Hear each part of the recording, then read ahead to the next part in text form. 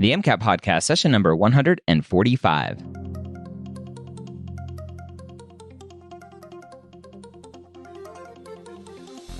A collaboration between the medical school headquarters and Next Step Test Prep, the MCAT podcast is here to make sure you have the information you need to succeed on your MCAT test day. We all know that the MCAT is one of the biggest hurdles you'll face as a pre-med, and we're here to give you the motivation and information that you need to know to help get you the score you deserve so you can one day call yourself a physician. Welcome to the MCAT podcast. My name is Dr. Ryan Gray, your host here every week, as well as the host of many other pre-med and medical student podcasts over at mededmedia.com. I hope if you like this podcast that you are subscribed to this podcast, either in Spotify, Apple Podcasts, Google Podcasts, or wherever you may listen to podcasts already. If you are just listening to this podcast in our website or on our website, then I highly recommend you just download an app, whether you're on iOS, it's Apple Podcasts or Overcast. On Android, it's Google Podcasts or Pocket Casts. Or if you are a Spotify listener and already use Spotify a lot, go search for MedEd Media right there. This week, we're continuing our breakdown of Next Step Test Prep Full Length 10 with passage number 9 from Psych Soc. Claire back for some more MCAT podcast. Finally wrapping up almost soon. Almost there. I can smell it. Next Step Test Prep Full Length 10. We are in Psych Soc passage number 9. What's in store for us today? Well, as always, this is a fun one. It's always a fun one. But no, this one's actually pretty cool. This passage is a little bit more scientific, a little bit more statistical in how it's oriented, and its main focus is memory and the parts of the brain that are involved with memory, especially with regard to music. So, okay. Yeah. Let's go ahead. All right. Passage 9. Becoming a skilled musician requires considerable practice, and this kind of learning relies on multiple faculties, e.g. perception, memory, and motor abilities. According to previous fMRI studies, the functional changes associated with musical training take the form of stronger activation in the temporal cortex, particularly the middle temporal gyrus and the somatosensory areas. A study was performed to explore the impact of musical expertise on both functional and structural modifications of the brain. For this purpose, researchers selected 20 young musicians who had been playing music without interruption until the time of the study. Number of years of practice equals 15.3 plus or minus 3.67, as well as 20 young non-musicians. Participants were scanned using fMRI during a musical semantic memory task in which they had to rate the familiarity of 60 melodies, purely instrumental tonal excerpts, on a 4-point scale, from non-familiar, which is 1, to extremely familiar, which is 4. Significant differences, p is less than 0.001, were found in the number of melodies reported as unfamiliar between non-musicians and musicians. As expected, non-musicians judged more melodies to be totally unfamiliar, and musicians judged more to be extremely familiar. In both musicians and non-musicians, familiarity increased activity in an extended network, including left motor areas, the right cerebellum, and the left inferior parietal gyrus. Musicians showed greater activity in the bilateral anterior portion of the hippocampus and the bilateral superior temporal areas. Further analyses confirmed that the hippocampus is more strongly involved in musical familiarity judgment tasks in musicians than it is in non-musicians, regardless of gray matter density differences between the two groups.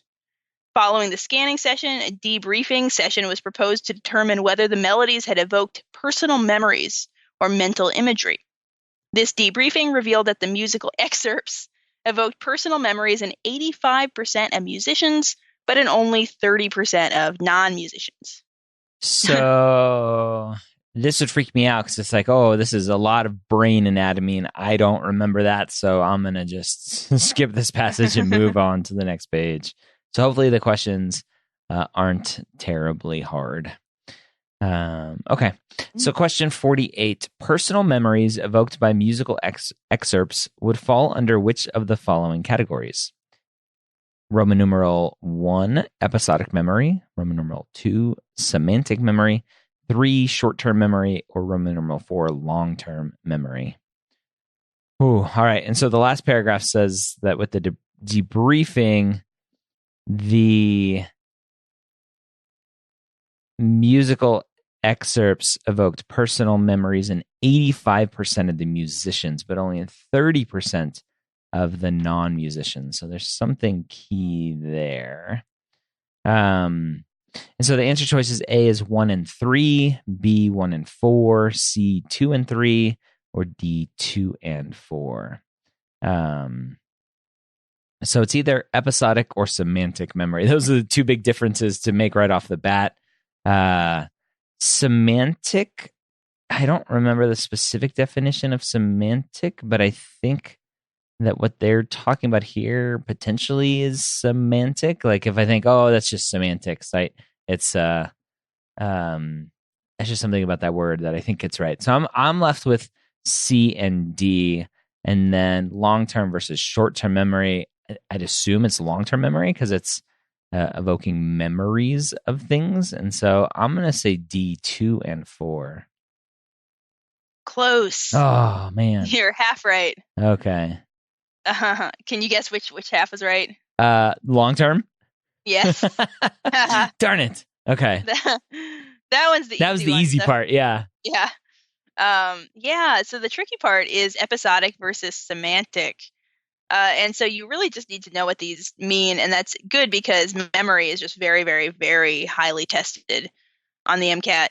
And in particular, episodic memory is the memory of events that happened to you, like during your life. And then semantic memory is the memory of things like facts. So if I remember, oh, the sky is blue, or I remember 2 times 9 equals 18 or something like that, those are all in semantic memory. But episodic memory, if I remember oh, my grandma used to play the song on the piano or something, that would be episodic. It was an episode in your life. Exactly. All right.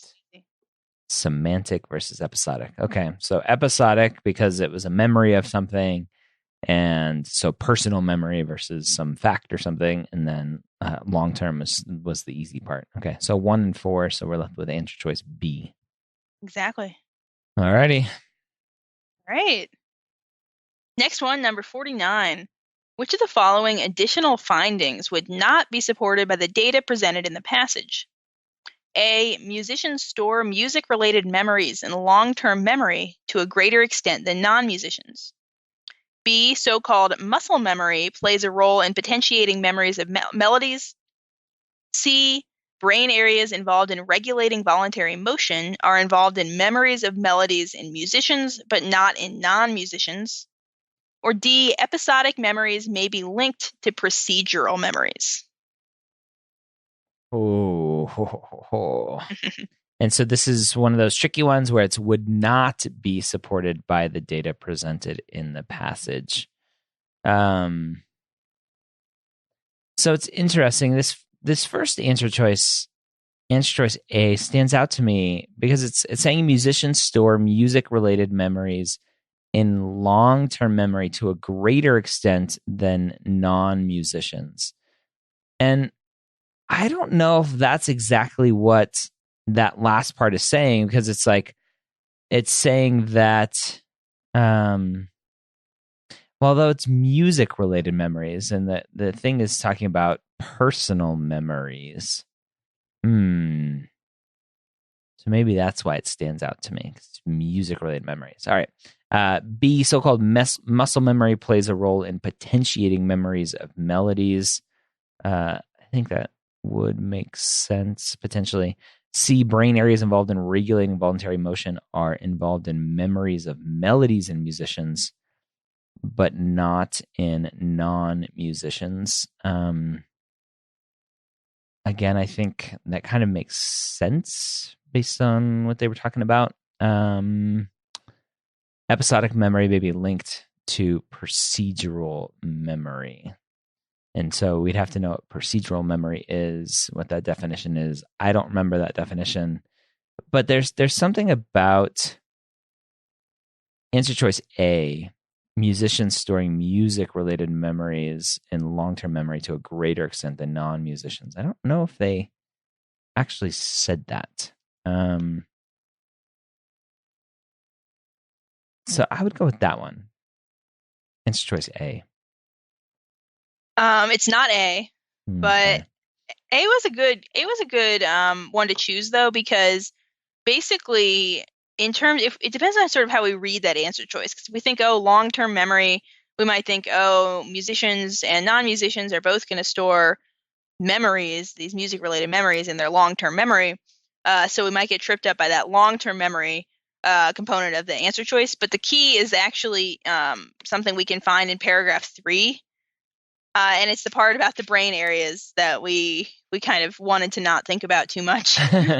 But basically, in that paragraph, there's a bit that says musicians showed greater activity in the bilateral anterior portion of the hippocampus. And then later they actually say the hippocampus is more strongly involved in these musical familiarity judgment tasks in musicians than it is in non-musicians. And the hippocampus is actually the site where that we should associate with long-term memory. So we do have to know that. We do have to know that, yeah. Think memory, especially long-term memory when you think hippocampus. And then if we see, oh, these musicians are showing just much greater hippocampal activity, then that's enough to support answer choice A. So that's out. Okay. All right. So if if I leave that one out, oh man, and then I don't know. Answer choice D kind of stands out because it's comparing different kinds of memory, but again, we might have to. That might be another anatomy thing that you have to know: procedural memory and episodic memory. So I don't know. What do we got here? Yeah. So the answer here is C. So I'll start there. The right answer is C. And so what's kind of difficult here is that these 4 answer choices are all totally independent of each other. Mm-hmm. So we have to evaluate each of them separately. And one thing that can really help is, so we previously saw, we were looking at that third paragraph, and we saw that the third paragraph includes explanations of like, oh, for musicians, this part of the brain was more active than it was for non-musicians. So this is a great place to prove answer choice is wrong. So if we just sort of stay in this area of the passage and we look at answer choice C, it says brain areas involved in regulating voluntary motion. And when we think regulating voluntary motion, we should think, oh, like the cerebellum is really heavily involved in that. So we think, oh, cerebellum. And then it says it's involved in memories of melodies in musicians, but not in non-musicians. So then if we go back to that paragraph, look for the cerebellum, we see that it was only referenced with regard to both musicians and non-musicians. It says, oh, familiarity, increased activity in a network, including the right cerebellum. Mm-hmm. And so they never gave us this comparison that the cerebellum is involved with musicians, but not with the non-musicians. So that's what allows us to say C is not supported. It draws this distinction that doesn't exist. Whoa. Okay. So a hard passage and a hard question. That's no fun. Yeah. Okay. But just a quick note on procedural memories too, because B and D were both like really kind of vague, moderate answer choices. So they look pretty accurate. Probably we probably would have trouble proving them wrong, unless procedural memories was something we needed to know that made that answer choice D wrong. But actually, procedural memories are just the memories of how to do different things, like how to do certain actions. And something like playing the piano would absolutely be like a procedural memory, and that could certainly be linked to episodic memories, as far as we know. Okay. And it was a very soft word in there, may be linked and not is always linked, right? Exactly. So that helps us get rid of it for this not question. Oh, all right. That's a hard one. All right. Question 50. If a musician experienced a lesion in the cerebellum, which of the following functions would be most effective? A, ability to distinguish tones. B, immediate emotional reactions to melodies. C, recognition of familiar memories. Or D, ability to play music on the instrument of their choice. And so you had mentioned just the last question, cerebellum and regulating voluntary motion go together. And so voluntary motion for me is ability to play music on the instrument of their choice. And so that one would stand out to me. Movement and cerebellum kind of go together. So I would choose D. Awesome. That's Yeah, it's that simple. And that's true of the brain areas in general. If you know what they do, you could get questions that are just super, super easy because, that's what it does. It doesn't do the other things. Cerebellum equals movement. Yeah. Okay. So good take home point from this passage is know the different areas of the brain and what they do. Mm-hmm. All right. Definitely. All And then right. we skipped 51. Not a good question here for the podcast, and we're on to 52. Perfect. 52. The fMRI activation patterns obtained from the non-musicians functioned as blank. A control variable only. B, a dependent variable only. C, an independent variable only. Or D, more than one of the above. I don't think I've seen more than one of the above kind of questions on the MCAT before, especially as we've gone through full length 10 here. So that's an interesting one.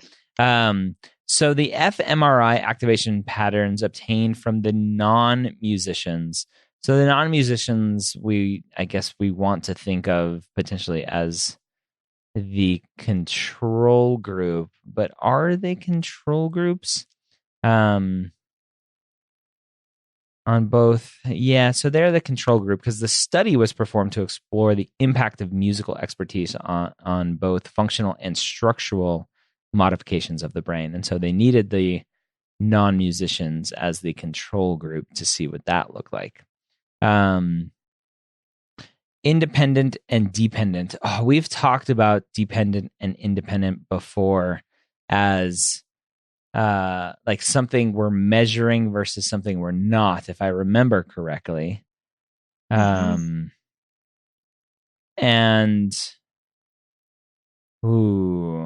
I'm gonna say it. I'm pretty sure the answer choice is at least A, and then dependent and independent. Those are opposites, so I'm gonna say it's at least one of those as well, and I'm gonna go with D, more than one of the above.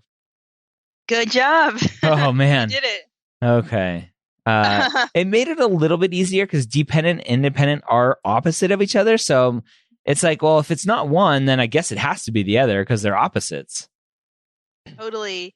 And you know what else made this question easier is they could have really easily structured this as a Roman numeral question. And they chose not to. And there's nothing saying you can't get an answer choice that says more than one of the above on the MCAT. But very often you would get something like a Roman numeral question where it's like Roman numeral 1 is control, 2 is dependent, 3 is independent. And then they would actually make you figure out whether it's dependent or independent. Yeah. But here they didn't. And the real answer, by the way, is that it is a control variable and it is also a dependent variable. So technically it would be A and B because the fMRI patterns are what we're measuring. And the dependent variable is what we're supposed to be what we're measuring that changes in response to changes in some independent variable. Okay. So again, the dependent, what we're measuring, independent, we're not measuring.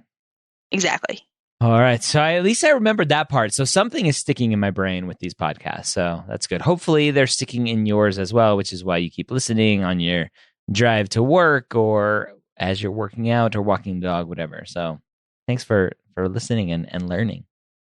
All right, so there you have it. Some more great information for you, some more tidbits of information that you can carry over into your full-length practice and hopefully your real test day. Remember that the MCAT is so much more than content review. You need to take practice tests.